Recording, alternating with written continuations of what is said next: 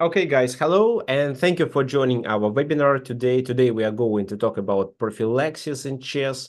So what prophylaxis or prophylactic moves means, and when such moves should be played, and why they are important for the game too. So, and typical prophylaxis will be shown too. Well, of course, I can just tell you about one example, and you will definitely say that you know about that. So, for example, when white plays h2, h3 in order to uh, let the king to escape and avoid back rank mates, it is also called a prophylaxis. So sometimes it's to avoid the back rank mate, sometimes because of the other reason, but today we are going to focus on more complicated ways of doing prophylaxis. Okay, so please let me know if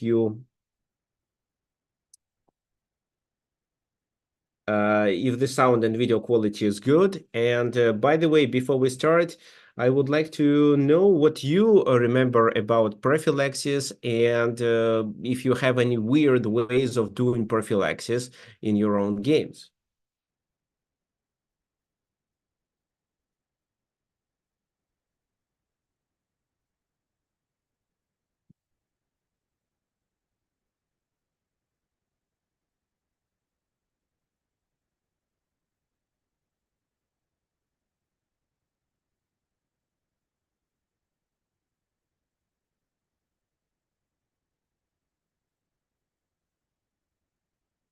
Okay. So, yeah, before initiating the attack, and you think that you need to maybe support your position, or maybe your attack doesn't work because of something, then you have to do a prophylactic move in order to succeed with your future plan. Okay, let me actually tell you about it. So,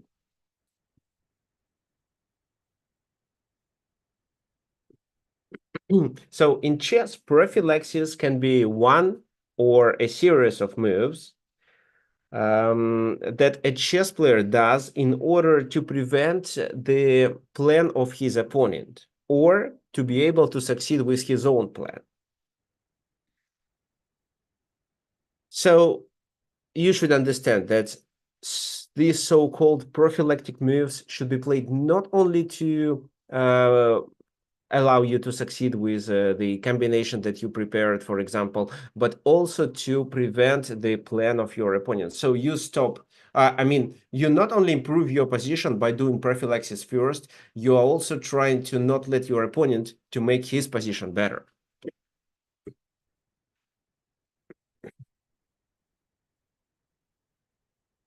Okay, another important thing to know about prophylaxis is that prophylaxis can be based on the concrete idea. For example, you see that, okay, so I can do this, and then that, but unfortunately it doesn't work because my opponent has this move at the very end, and you, in order to make this combination working, do a prophylaxis first, and then if he plays just an ordinary move, you succeed with your combination, and this is how you uh, get advantage. So this is the case where your prophylaxis is based on the concrete combination. But sometimes prophylaxis can be played just because of some overall thoughts, like, okay, so generally speaking, well, my opponent can initiate the attack on the king side. I don't know whether it works right now, but it's likely to be in future, and because of that, I play this or that move. So when you base your prophylactic moves not on the concrete threat or a concrete combination that you want to initiate, but on potential threats that your opponent is likely to initiate in the game. Okay.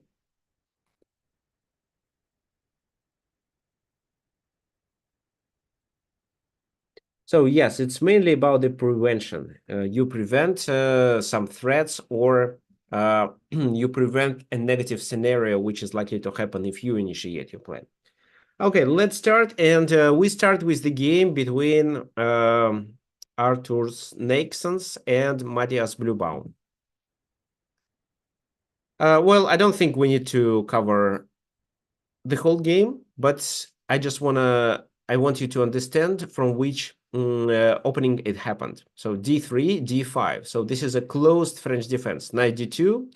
Well, I was a French defense player for many, many years. I would play c5, knight c6, then g6, bishop g7, knight e7. Also, c5 is possible, knight c6, and bishop d6 is quite playable here, with knight moving to e7 after that. But in this game, Bloombaum played knight f6, which is also possible. Knight g3, bishop e7, g3. So the white's plan here is to get the pawn to e5, play queen e2, castle, and initiate the attack on the black's king. Black at the same time tries to do some activity on the other side. And in this game, black played a5, starting this activity, which in my opinion is premature, but well, there are no aggressive actions by white, so it's fine for the moment. Bishop g2, a4. So now a3 gonna be played, and that it weakens the queen side. That's why immediate actions has to be taken, so it's a3.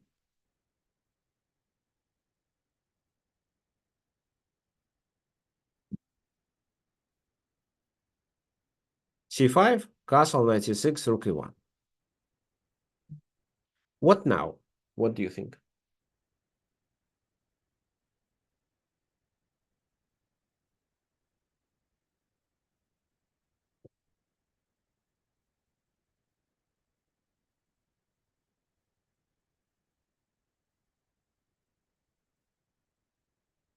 So what do you think black should do? Should black castle? Should black somehow stop e5 if it's possible?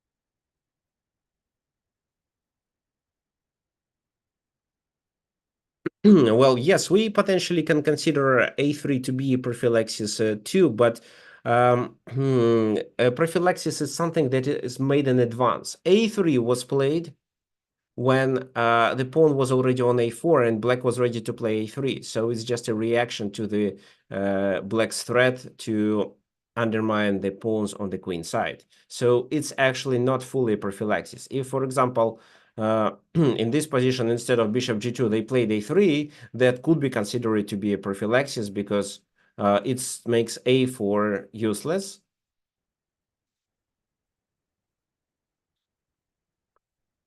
Yeah, and Black understands that after a3, they cannot continue with their original plan to initiate this pawn march and bring the pawn to a3. So if a3 was played earlier, it would be prophylaxis. After a4, it's just a reaction to the threat that Black creates at the moment.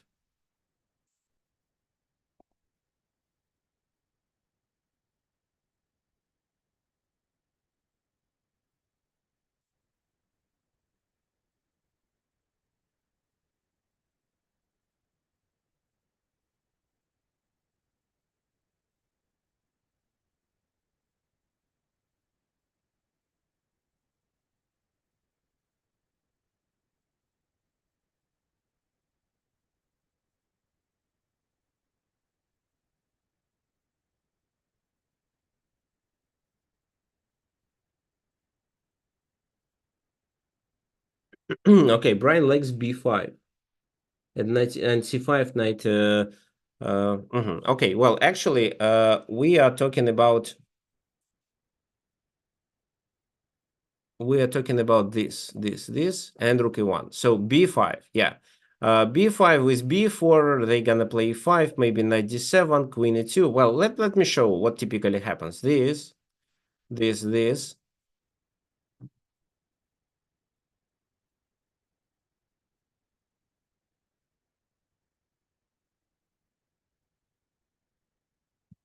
Then queen e2, for example, queen c7, Knight goes to f1, castle, then they play this move, they try to bring the knight to g4, so it may become quite dangerous if black won't be able to do anything on the other side. So h6. Okay, Brian, can you please explain the purpose of h6? So let me make this move on the board.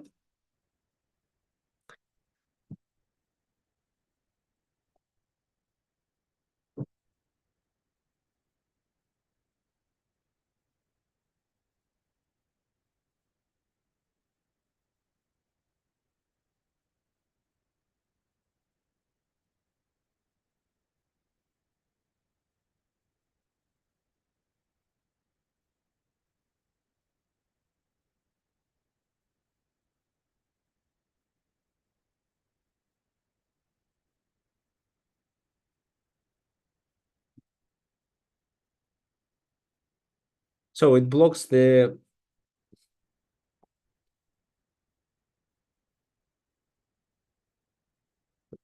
knight advancing to g5.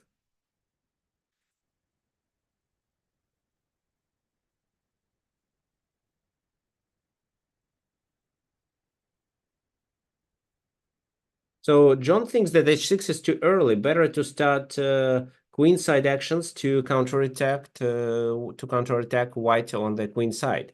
Well, yeah, but then you have to face with e5. So I think Blue Baum played h6 in time.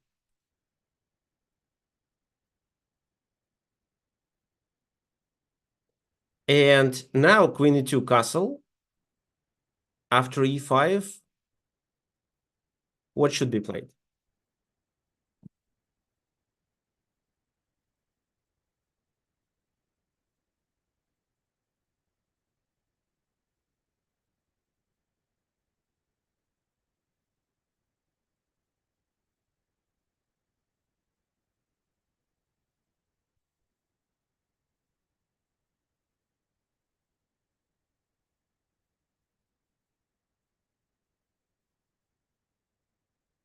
Okay, so Peter joins us.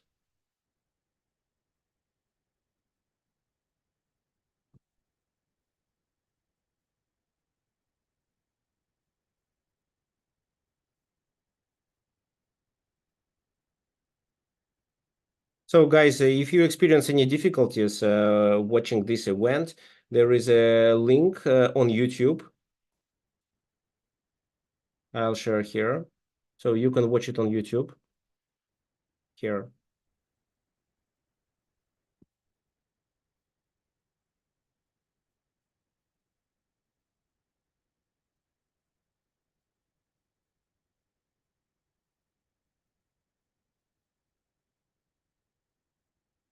So now we can play knight h7 and then go to and then knight g5, and we can also play f6. Well, h6, f6 together is unlikely to be a good idea, but we can definitely play knight h7 and then play knight g5, trying to exchange the enemy attacking pieces.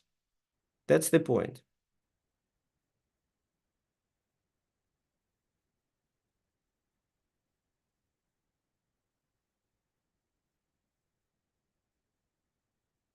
So, and then, well, you'll see what happened. Knight f1, knight g5 was played. c3, well, let's say they took on g5, for example, with the knight. What do you think? What is the best option for white, for black now? To take with the bishop, to take with the pawn, or what?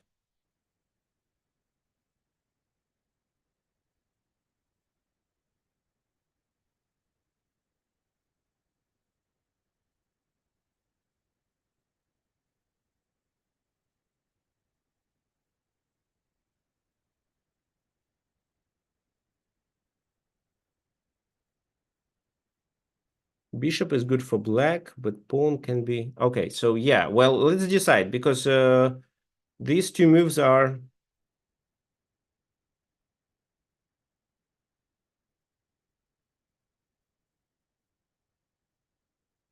quite... Okay, so bishop takes g5.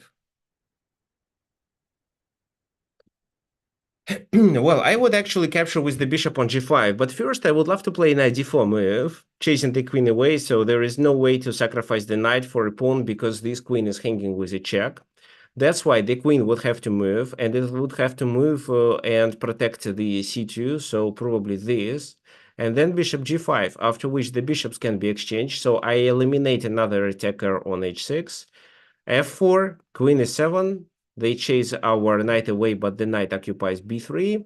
So, and it will be more complicated for them to play f5. For example, rook b1, let's say we play rook b8 with the idea of b5 and b4 as a counter attack that black may initiate on the queen side. But f5, what do you think? Well, here the engine marks it as an accuracy, but it's maybe not so bad.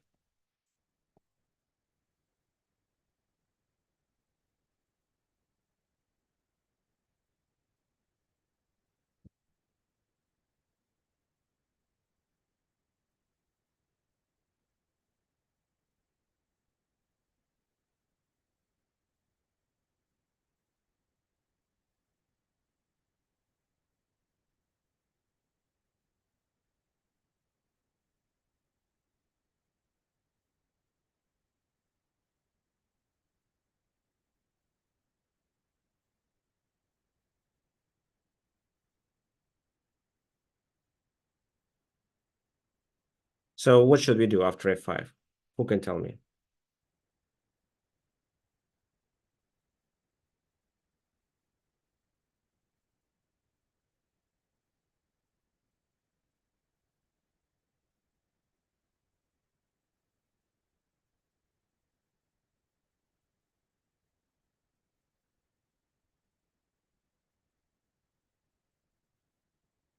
So, well, the real threat is to play f6 and open the position. That's the point.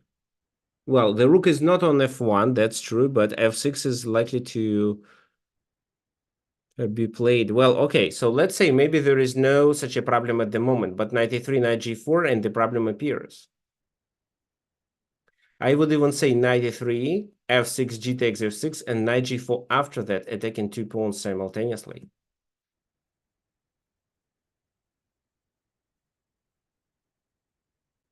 Queen g5 now. Queen g5, then.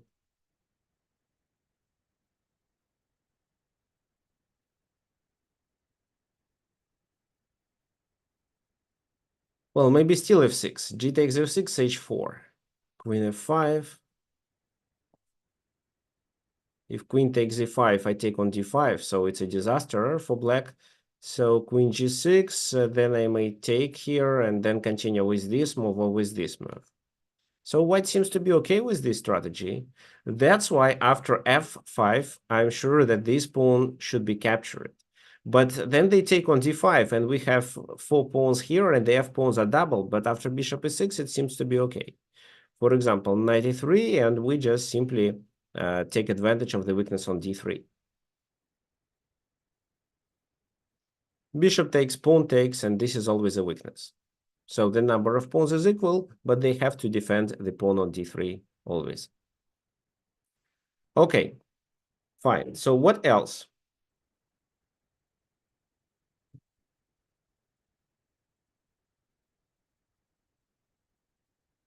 What else? It's definitely possible to capture with the pawn right away. And that stops f4. And I think that Bluebaum had in mind the idea of taking with the pawn originally, because maybe he didn't want f4 to be played right away, which is also a very, which is also worth considering.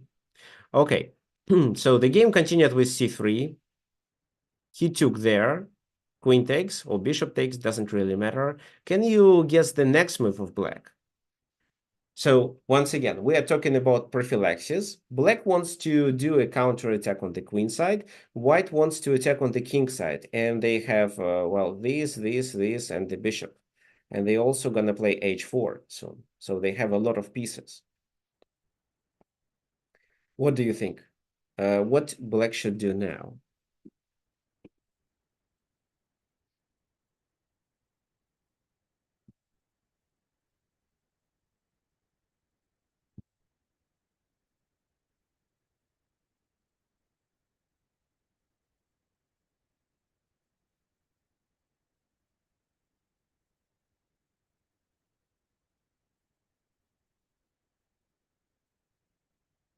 Bishop g5 to swap attackers. That's right.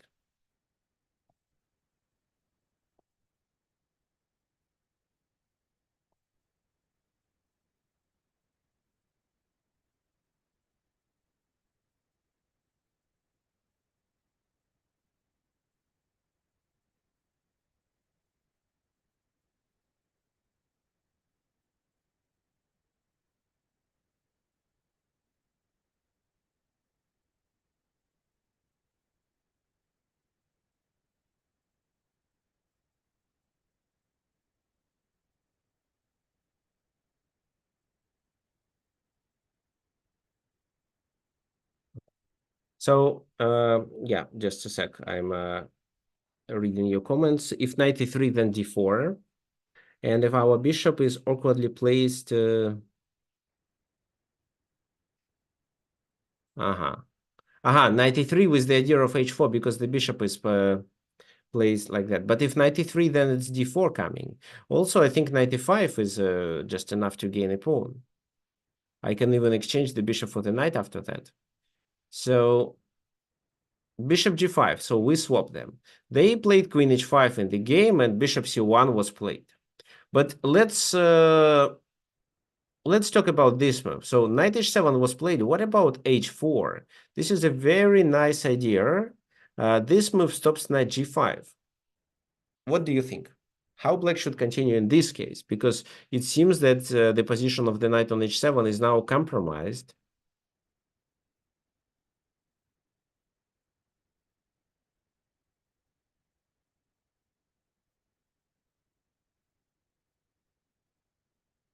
So definitely g5 seems like a mistake. To exposes our king a lot.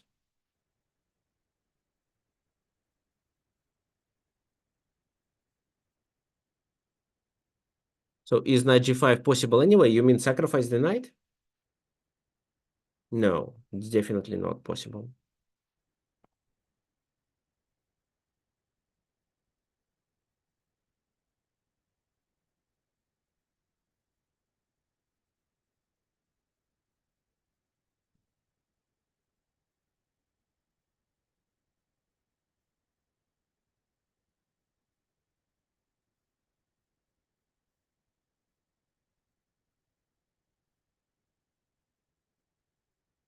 So knight takes a5? Well, I don't understand. How does knight e5 works?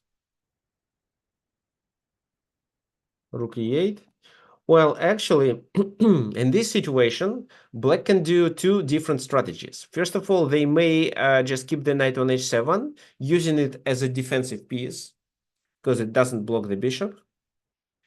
And continue with b5, b4, maybe rook b8, no. B4 and trying to continue the attack on the queen side. Or they could initiate immediate actions with f5. So not with f6, because they can just completely ignore f6. Take, knight takes, and queen takes. So maybe bishop f6 is fine then. Okay, but f5. And then the position becomes closed on the king side if en passant is not played. And white doesn't really have any prospects for the king side attack anymore. But if they take, then what can we do? We can we can take with the bishop actually, control e5 and d4 squares, and bring the knight to the game later. So what's your opinion? Also, it could make sense to capture with the knight on f6, and then bring the knight to g4, because with h4 move, g4 square was weakened. So maybe this, and what's your opinion regarding this move?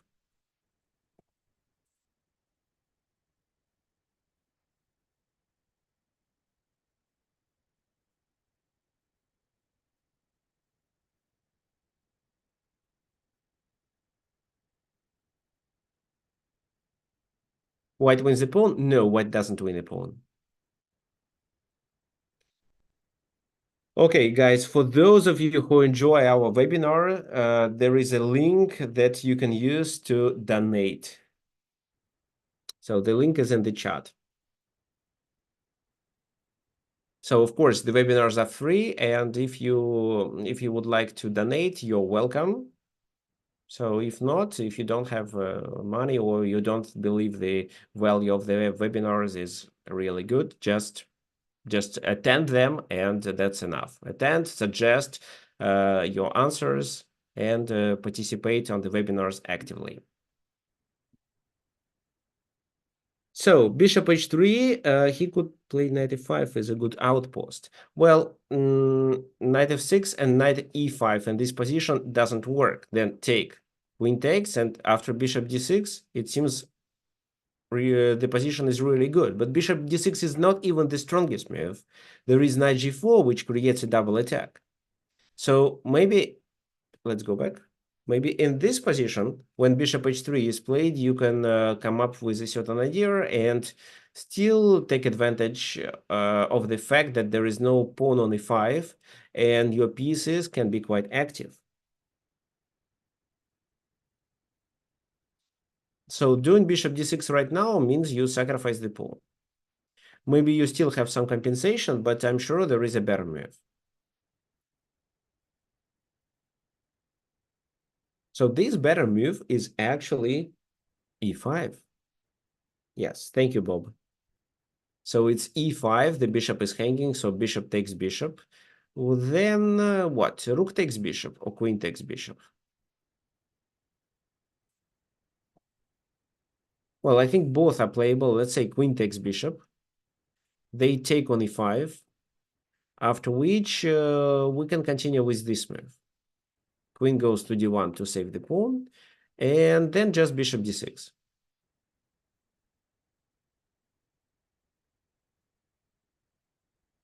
So what we're gonna do then is take and play knight g4, which double attacks the rook and this f2 pawn, after which the queen will experience serious problems and can be trapped, or they have to give up the exchange. So let's say this knight goes to f3 to stop it, but then this move. And we are threatening to play knight g4 in this position. Knight g4, knight takes there. So this is a losing position for white already. Now let me show you this. Knight g4 anyway. So knight takes, bishop takes. Now what? Let's say knight takes here, but bishop g3. F takes g3, queen takes g3. King goes there, and another check. He goes there. Well, probably rook f4 is enough. Then we either take here or continue with this move, and then rook takes h4 in case if the g knight goes away. So bishop h3, e5, bishop takes e8, queen takes e8, knight e5, and knight d4. Queen e3 in this position doesn't make any sense. It's a blunder.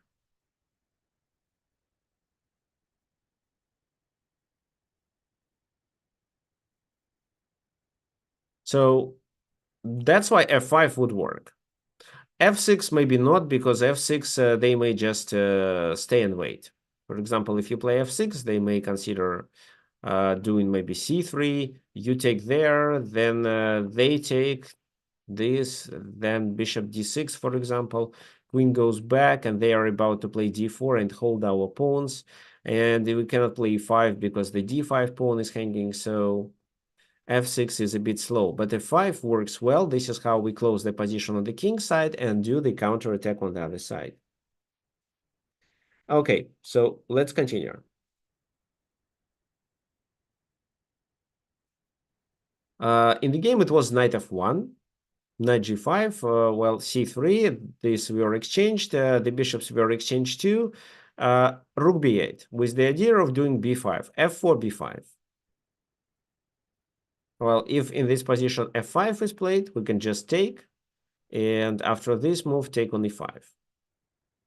So If they take here, we can even take on d3. Or we could also, yeah, I think take on d3 is better. So knight d2. Well, c4 or knight c4 is coming in some variations. That's why it's time to bring the knight back and maybe occupy f5. g4, then the knight goes to g6. Rook f1. So, and now I would like to ask you, what would you guys play here? So looks like white still has some attack on the king side. They are about to push the pawn sooner or later, and then push the pawn to f6. Maybe they can actually do it right away if it was their turn. f5, knight e5, then f6. And if pawn takes f6, queen h6.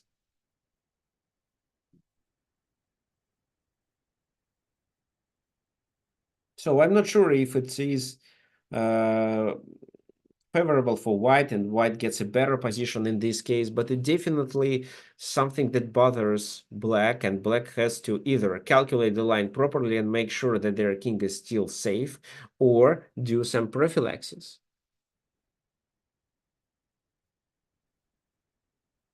So let's talk about b for move first. f5,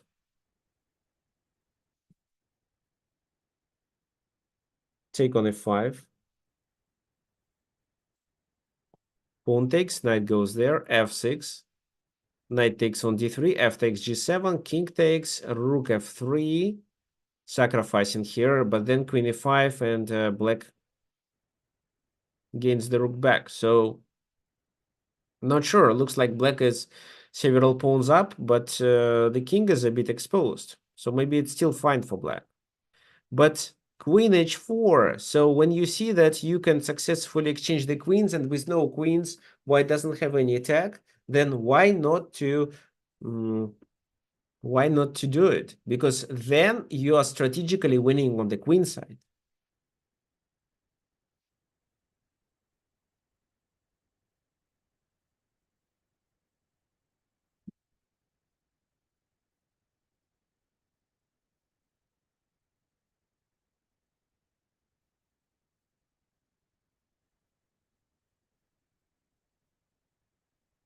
So queen h4, knight takes h4, b4 to stop black from playing b4, because black grabs more space and creates a passed pawn. So b4 en passant, knight takes here, and how would you continue?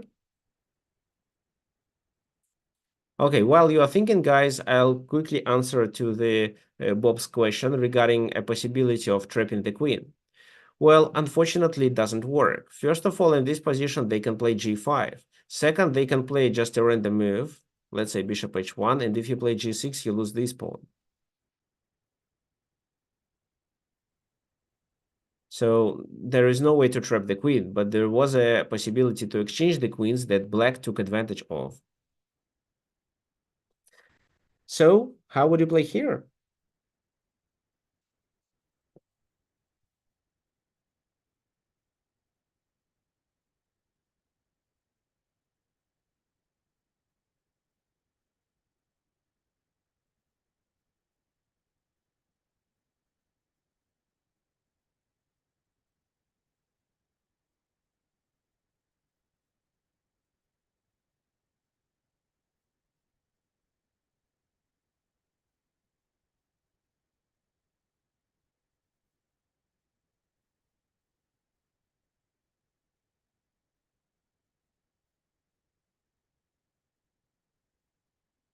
Knight takes g2, king takes g2, and then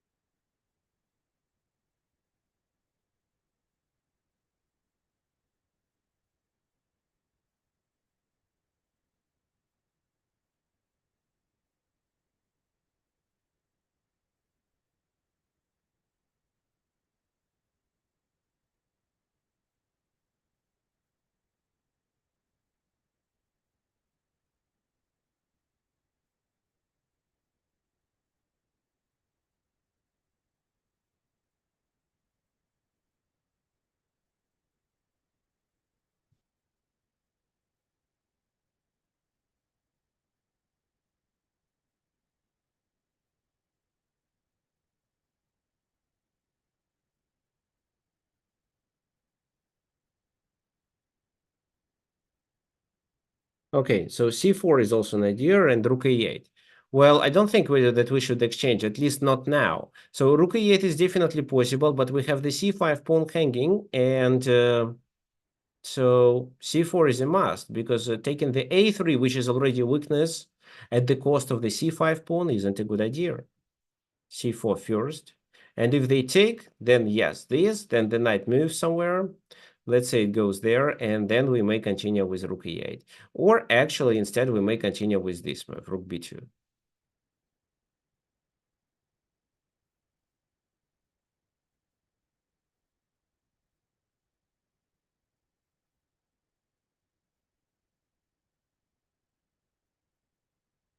I actually think that this move is better, because if we play rook b2, they just play rook f2. So rook a d1 and bishop d7. Our task is to block the pawn.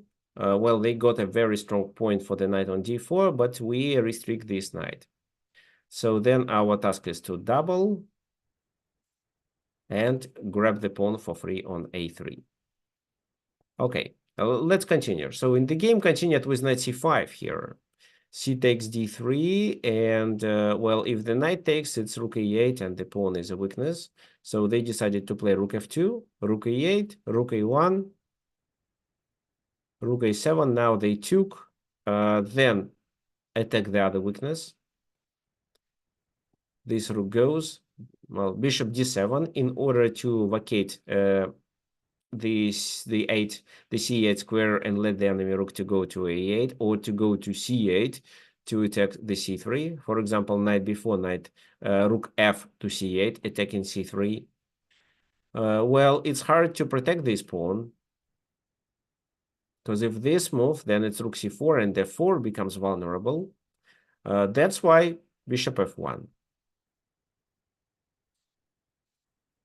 So, for example, if now rook takes c3 is played, well, rook takes rook, and then after rook c2, well, they either obtain some initiative trying to trap our bishop in case if we, for example, capture the other pawn, or in case if we exchange, then this pawn is under attack, because what can we do here?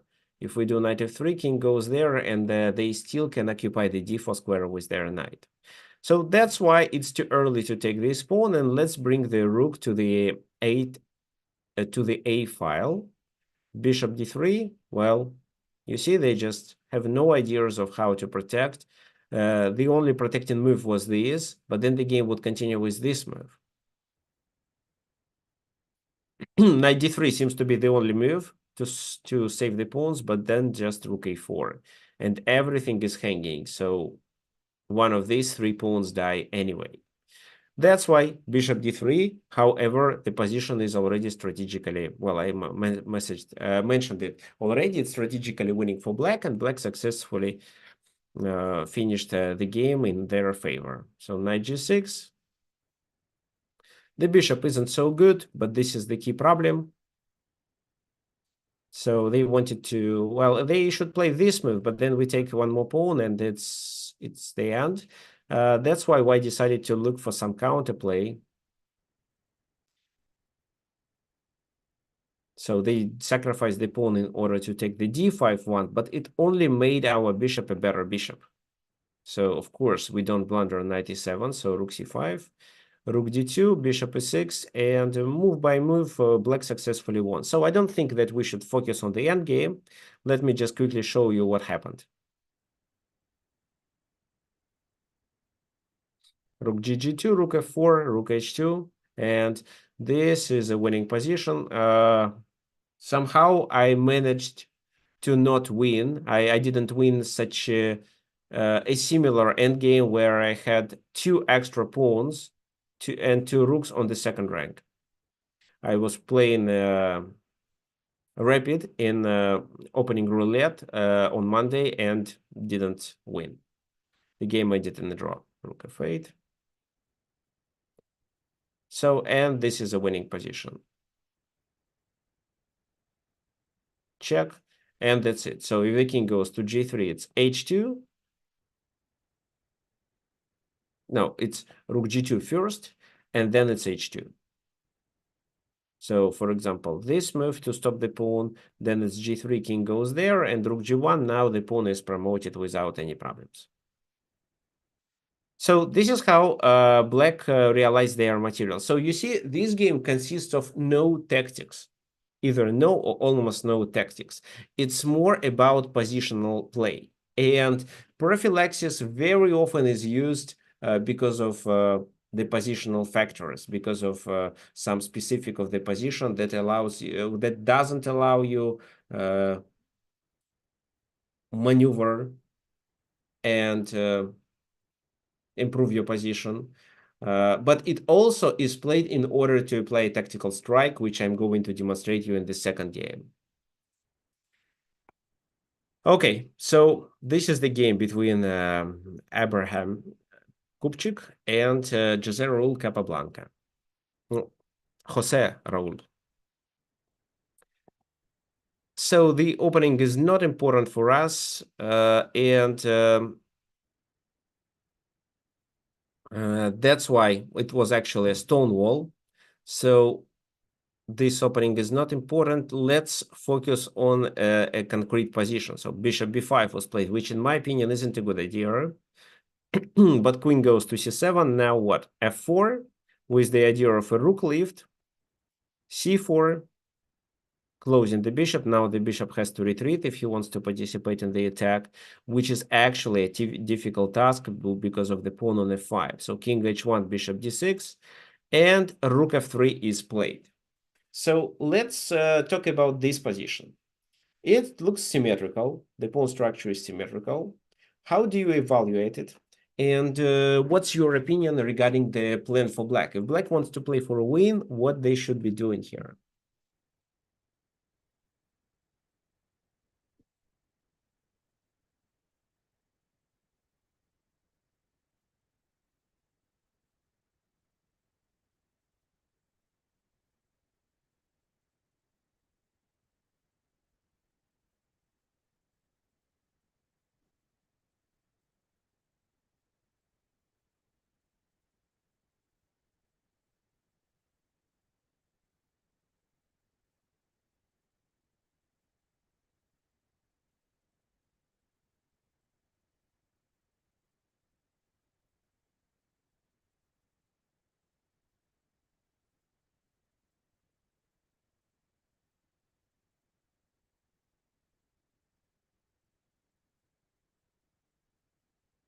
Well, I'm not sure if you need to prevent rook movement.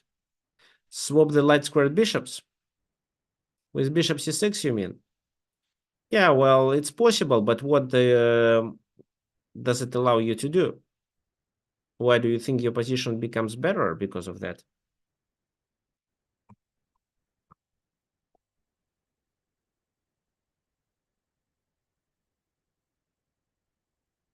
Well, this is an outpost in the center that Brian probably mentioned. But, well, if we are able to get our bishop to e4 somehow, then I would say, yes, it's definitely a good plan. But just doing bishop c6, bishop takes bishop, and queen takes c6 doesn't seem to be a good idea. Yeah, we don't have any knights to go to e4. Even if we did have it, we could only do it through these squares, e, f6, and d6. Okay, a6 is interesting move.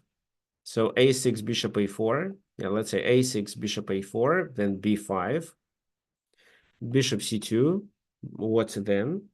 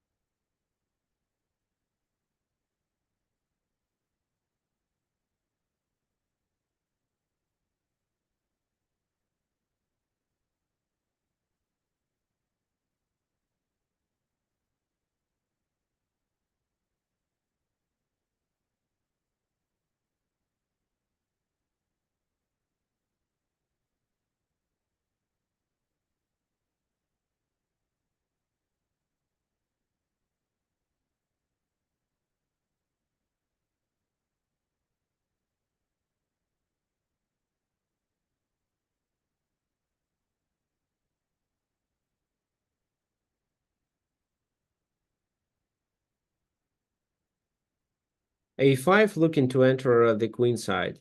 Well, definitely deserves attention. So let's say A5. But after A5, what do you expect white to play?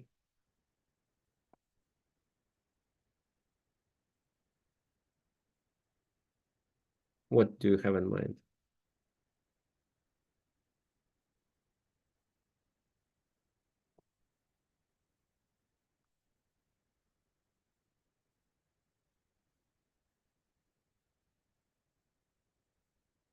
Okay, yeah, that's right. So here, for example, H3 can be played with the idea of G4, as well as Rook H3, B4 and G4 in this position. G6, for example, Rook G3, and now they can initiate the H pawn push, which potentially is dangerous.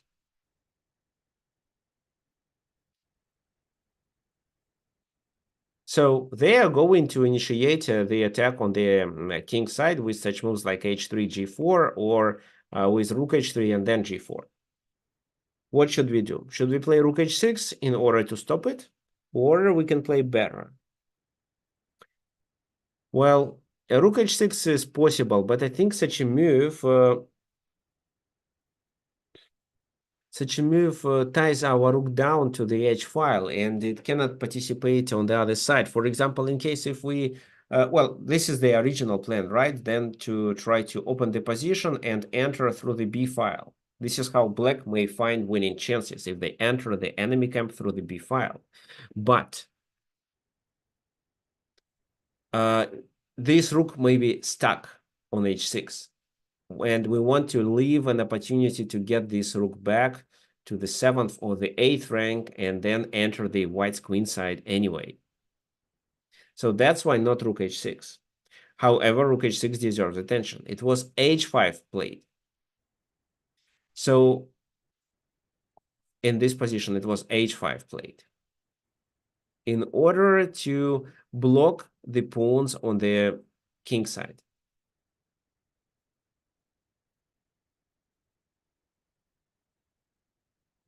So, for example, now h3 and g4 would expose the king a lot.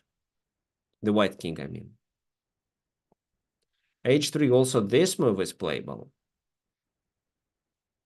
So, for example, okay, let's say h3, then rook h6, or even king f7 is fine. Or, yeah, let's do rook h6 this time. So g4 is not playable. They have to bring the king to g1 in order to play g4. But then just h4 and you simply stop it. And now this king is more weak than our.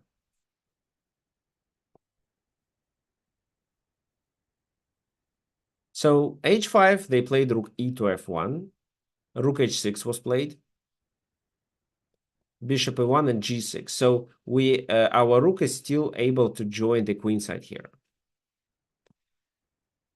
Bishop h6, so king goes there. So the rook now can go to h8.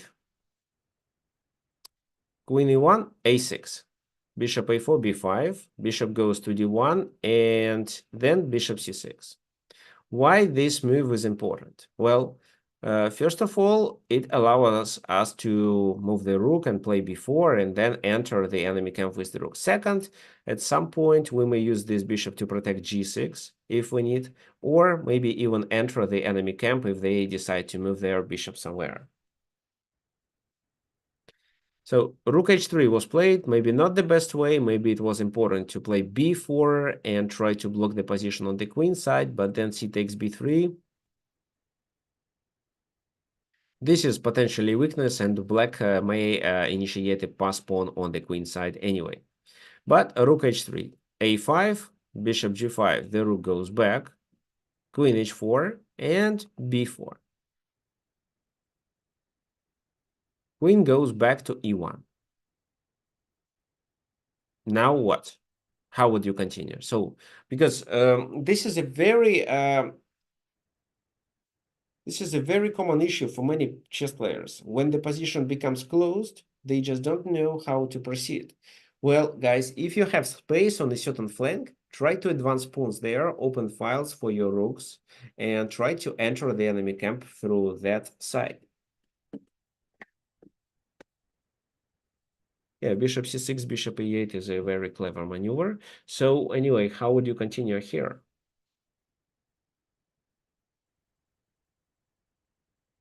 Rook b8. Yeah, rook b8. That's right. They played this move. Well, looks like white didn't know what to do. They didn't close the position on the queen side in time, and then black is about to open it. What now? Should we take and then enter the enemy camp and then probably what? Exchange the rooks? What's your opinion? Aha. So Samis is correct. We should play a4 and then a3. So if they take here, we take with the rook, and this is a weakness. That's why they play this move, and we play a3. So for example, if they take there, we take here, queen takes, and this pawn is lost anyway. Here we continue with queen a7. Well, a4, bishop takes a4. So, well, that's why white decided to play b3, which was already a mistake. C takes b3, bishop takes b3, and in this position, just bishop b5. The rook has to move to a passive position, and they lost the pawn on c3. So they also exchanged the queens, which made it only easier for black to win. Rook c2, rook c8. So doing this move doesn't make much sense. How would you continue then?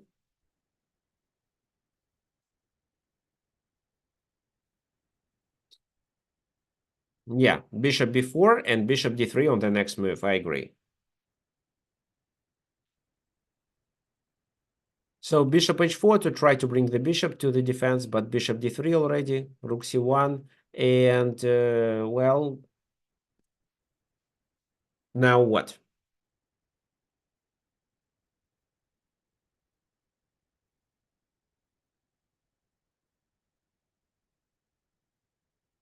Yes, thank you, Brian.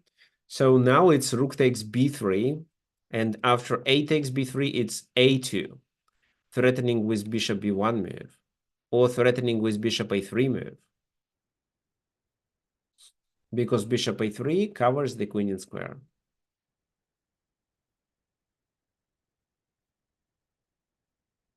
So for example, this move, then c2 right away. If they play this move, we just continue with this, take once, push, and push again. That's it. So this is how the game ended. Again, let's quickly take a look at this position. So maybe white doesn't win here, but white has a clear idea of what they should be doing. They should try to uh, bring the bishop, play g4, or maybe play h3, g4, and try to open the position. On the king side, especially expose our king. And we can simply stop it if we play h5 ourselves.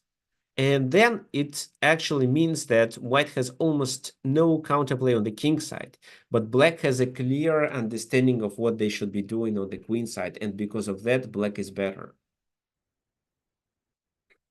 Okay. Now the example of the game between Garry Kasparov and Anatoly Karpov, and this example illustrates how prophylaxis can be used in tactical combinations. So the game is very nice, actually. It was Queen's Gambit, and then they decided to play Carlsbad. Gary decided to play Carlsbad system, bishop f4, knight f6, c3, castle, bishop d3, c5. So if, let's say, c6, then knight g2, f3, e4. This is the main plan. But c5. So black wants to play with an isolated pawn. However, d takes c5 and bishop c5, knight f3 wasn't a good idea. Because of what? Who can tell me?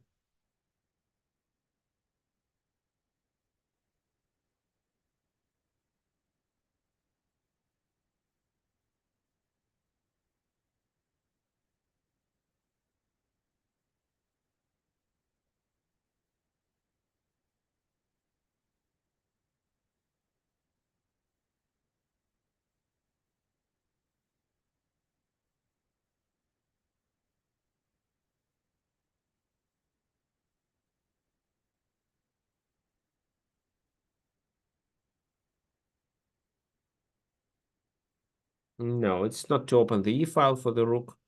Um, it doesn't work because black is able to equalize the position quickly. They can play knight c6, castle, and they still push the pawn to d4, making the position equal. So that's why knight f3 has to be played first. Knight c6, castle. And if they take, well, maybe we take with the knight first, but for the second time, we take with the pawn definitely.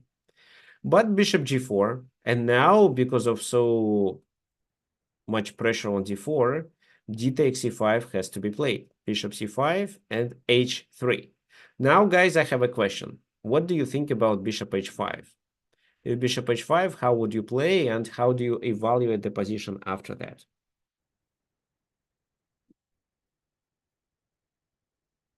Okay, while you're thinking, let me quickly tell you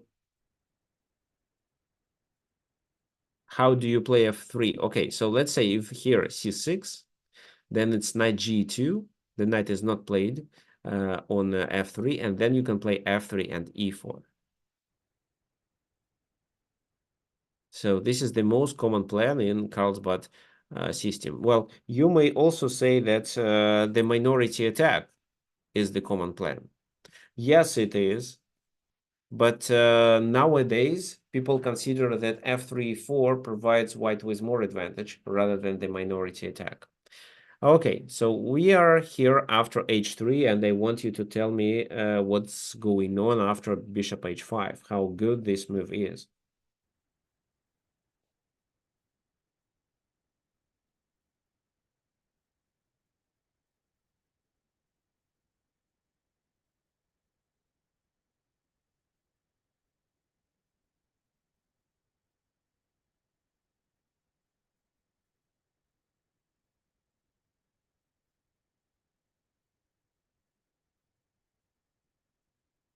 A Greek gift setup? No, we don't have it. Unfortunately, we don't have it because several factors. There is a knight, so the knight covers h7. Also, there is a bishop that can go to g6 or f5. So the Greek gift sacrifice won't work here. Okay, so what do you think? Bishop h5? Okay, I'll give you a hint. Bishop h5 is a wrong move.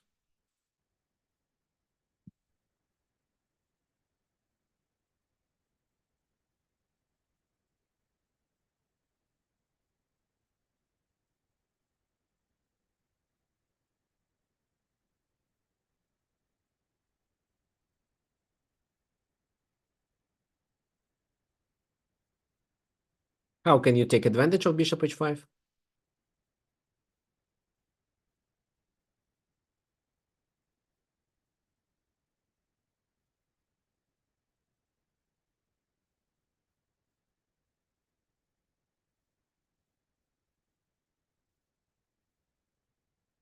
Thank you, John.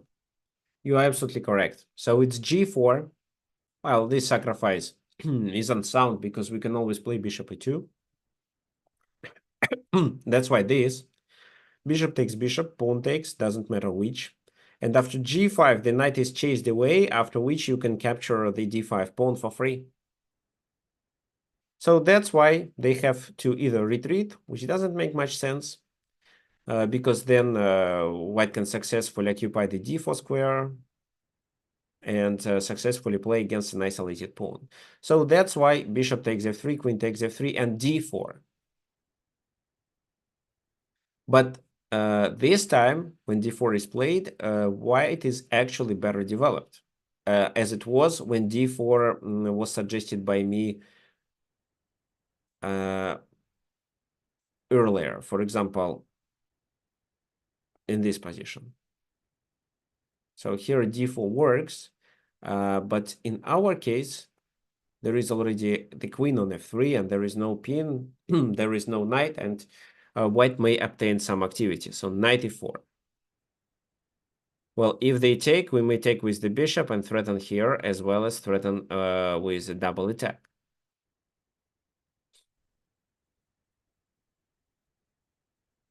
Bishop e7 because of that. Rook a d1. Maybe the other rook would be better. Queen a5 and knight g3. So f5 is a key square, especially when there is a bishop on e7. D takes e3, and this is where, what do you think? Which piece it's better to take? What's your opinion?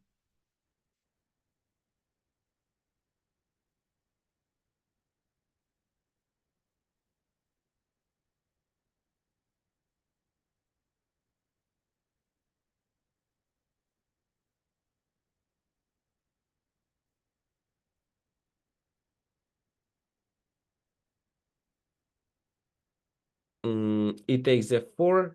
What does it mean? Does it mean that the bishop, the pawn takes?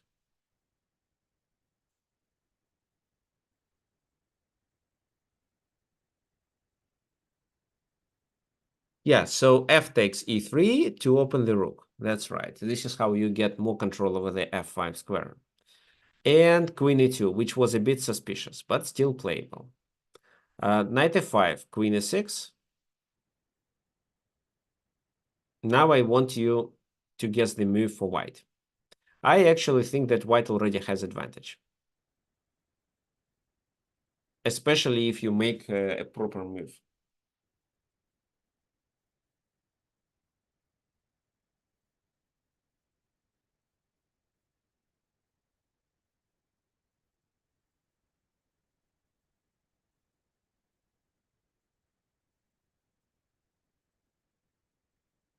Bishop g5?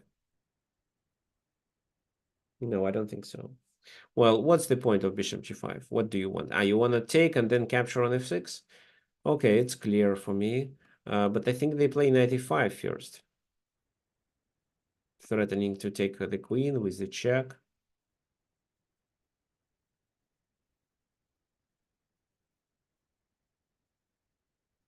Queen g3. Queen g3 is interesting. You threaten the mate, but they can play knight h5.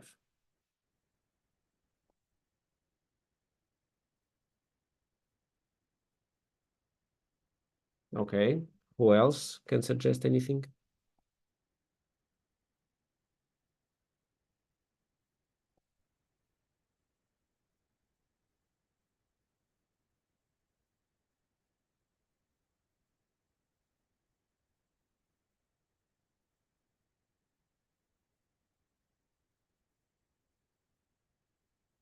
Yeah, g4 is too risky. It was bishop h6 move. Nobody guessed. So why? Well, it's obvious. If they take, it's a checkmate on g7. If they do not take, then they have to initiate defensive factions. For example, g6 would at least sacrifice the exchange. So that's why they played a rook knight to e8.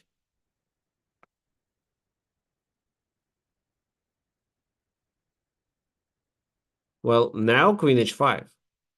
And there is a threat of h7. So, for example, bishop g7, knight g7, knight takes e7 check, knight takes knight, and queen h7 mate. Just let me illustrate it. Take, take, take with a check, something takes, and queen h7 mate. So this is a threat.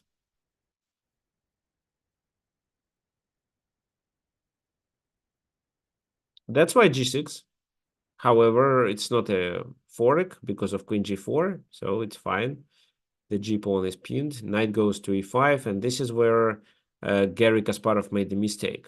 Can you guess what move was the best?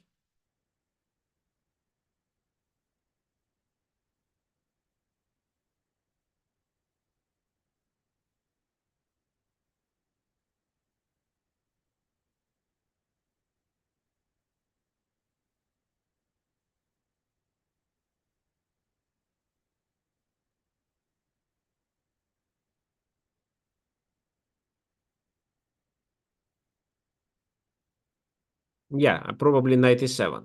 Knight e7 check, queen takes e7, and bishop f8 after that, winning the exchange.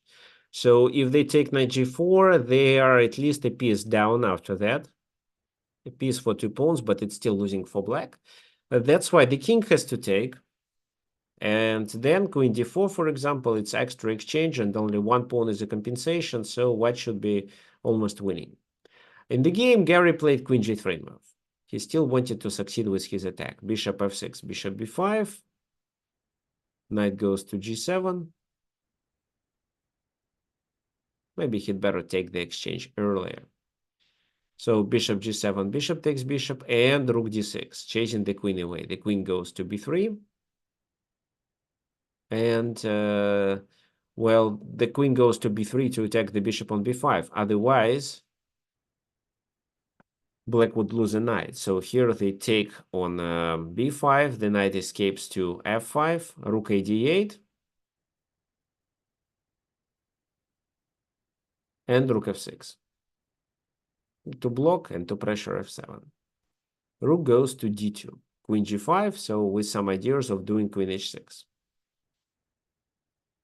Or for example, the game could continue with king h8, queen h6, rook g8, and then knight d6, trying to capture the f7 pawn. But there is a problem. There is queen d5 move. And looks like this queen has to go back. So actually, white is not winning. And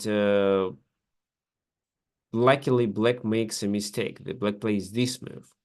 Now, just a genius prophylaxis by Garry Kasparov. Who can guess the move?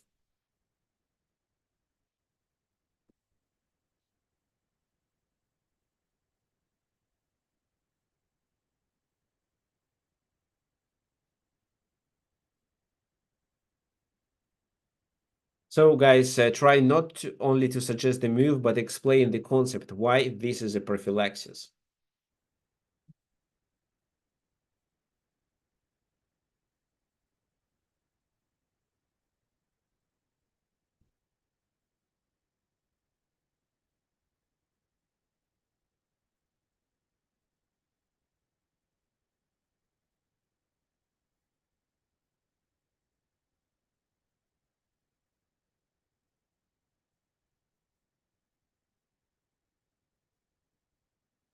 So we don't want to lose the queen. We'll allow black to join the king side easily with a check. Okay. Right. So the move that Gary played was king h1, and that was quite clever. Why? Well, first of all, rook g2 is never a check after that. That means that the queen can potentially move somewhere to create a mating threat. And there will be no checkmate. Rook g2 check, king h1, rook h2, and then queen g2 mate. Also, there can be knight f3 with a check too. So this is what you also have to keep in mind. So king h1, Anatoly Karpov did the same with his king, but that was already a blunder. He'd better continue with something else, maybe b5. In such a case, the game would continue with knight e7, king g7, rook goes there to threaten the mate. Then h5, queen f6 anyway, king goes to h7, not to h6 because of this simple checkmate. It goes to h7, and then probably rook d4, trying to break the connection.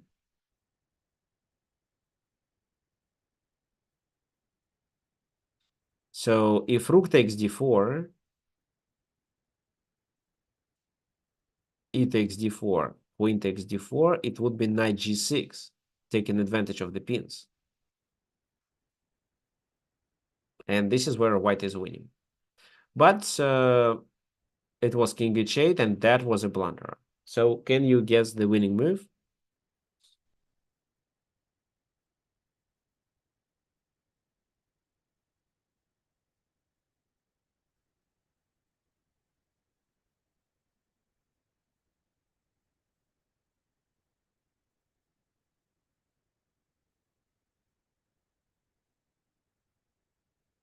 So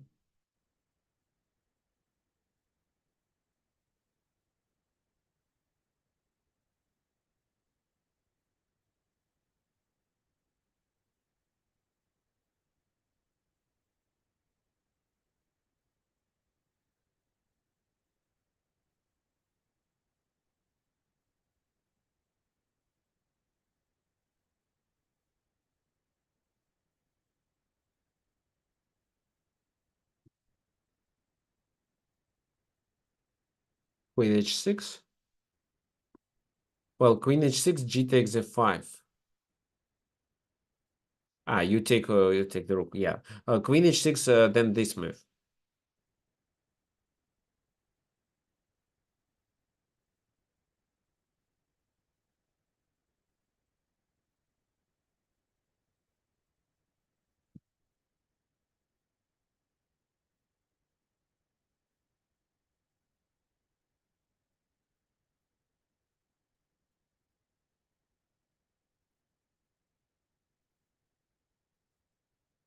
Okay, so thank you, John. Yes, it's knight d4.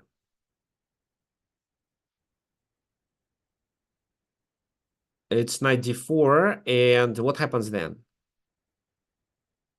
Well, no, not here. I mean, after king h8, it's knight d4. So what happens then? This is hanging. The queen is blocked. So what they should do, for example, if they continue with knight d3, because they cannot protect this knight, they have to move it. For example, knight d3, rook f7, rook f7, queen d8, and after king g7, there is a checkmate, like that.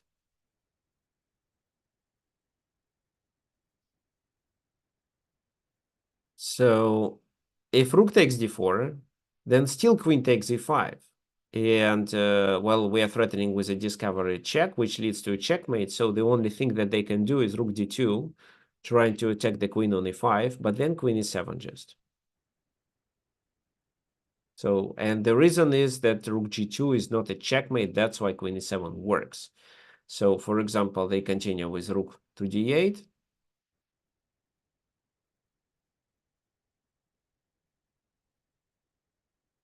Now you can simply take on f7 because you attack h7. They have to capture. And then you capture again, and they lose here, and then they are checkmated with queen f7. That's it. Also, this rook is hanging, so there can be some checks, but they do not work. All the squares where the queen can deliver a check are protected with the white queen. So, for example, rook d1, and that's it. Okay, fine. So that was the key move, that prophylaxis that made rook g2 not a check and would allow the white queen to move somewhere else and create even a greater threat. And because of that, Garry Kasparov was able to win the game. So what you should remember from today's webinar? Well, you should remember that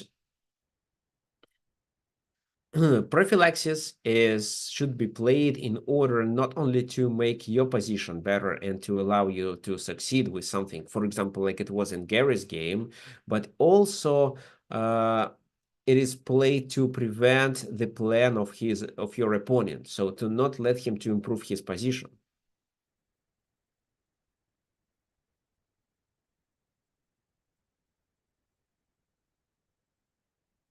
Do not forget about it. And also keep in mind that you can do prophylaxis based on the concrete variation, where something doesn't work because of no prophylaxis, no prophylactic move. Or it can be played according to some general thoughts, general understanding of the position that this or that activity of your opponent might be dangerous, and you have to take actions either now or later in the game, but you still have to play these moves. So that's why if you don't know what else you can do, you can play this prophylaxis first, and later maybe it will be easier for you to come up with a plan and do something that improves your position on the other side, for example. Okay, so we are done for today. Thank you for coming, and I hope to prepare something even more exciting for the next Sunday. Again, if you want to support me, there is a link. I'm going to share how. So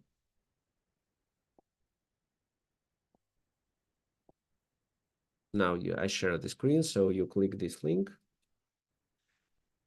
Oops, not like that.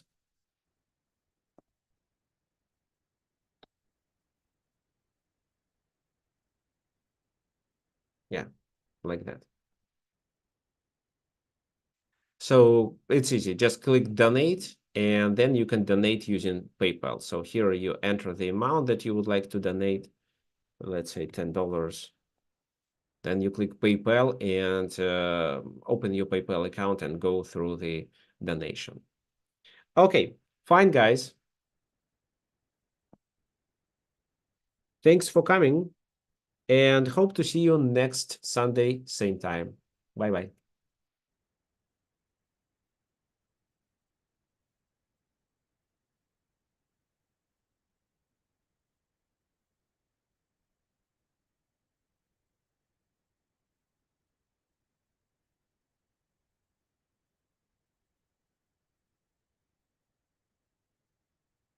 So according to IC, this last game was from World Championship that was played in 1986.